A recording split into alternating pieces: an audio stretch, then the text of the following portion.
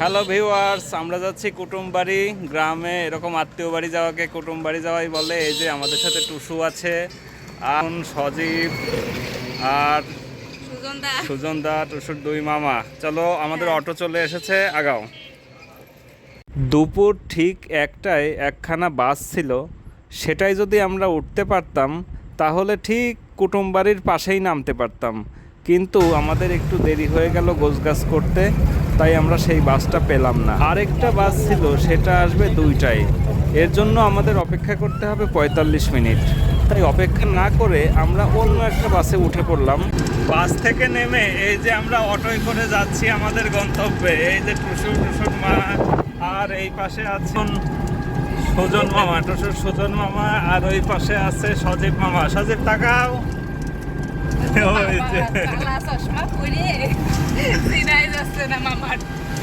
এদিকে হাইওয়েতে যানবাহনের চাপ কম, কারণ আমরা ক্রমশ সীমান্তের দিকে এগোচ্ছি। রাস্তার পাশে সারি বেঁধে দাঁড়িয়ে আছে প্রাচীন বৃক্ষেরা। এদের কাণ্ডগুলো অনেক চওড়া আর শাখা প্রশাখা অনেক বিস্তৃত। দেখেই বোঝা যাচ্ছে এরা কতটা প্রাচীন। পুরো রাস্তায় ছায়া ঢাকা, আর পরিবেশটা খুবই মনোমুগ্ধকর। যেতে যেতেই আমাদের সাথে দেখা হয়ে গেল এক বিয়ের গাড়ি বহরের। একের পর এক গাড়ি ছুটছে, এ সবগুলোই বিয়ের গাড়ি। প্রায় 13 থেকে 14 কিলোমিটার অটোয় ভ্রমণ করার পরে আমরা পৌঁছে গেলাম আমাদের কাঙ্ক্ষিত গন্তব্যে। সবুজ পাতার ফাঁকা দিয়ে তাকিয়ে আছে নীল আকাশ। মহাসড়কের সংলগ্নেই ছোট্ট একটি বাজার। জ্যৈষ্ঠ মাসের শেষ, রৌদ্রতপ্ত দুপুর, তাই লোকজনের ভিড় একটু কম।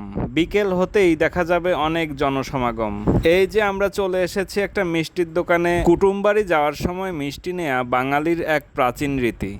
অনেক দিন পর দেখা হওয়া, পরস্পর মিষ্টিমুখ করা, হাসি, আনন্দ, ঠাট্টা সব কিছু মিলে এক উৎসবমুখর আবহের সৃষ্টি হয়। এখনকার দিনে মফস্বলের দোকানগুলোতেও অনেক ধরনের মিষ্টি পাওয়া যায়। মিষ্টি নিয়ে এগিয়ে চললাম। এই যে আমরা পৌঁছে গেছি পল্লী বাংলার নিভৃত এক গাঁয়ে।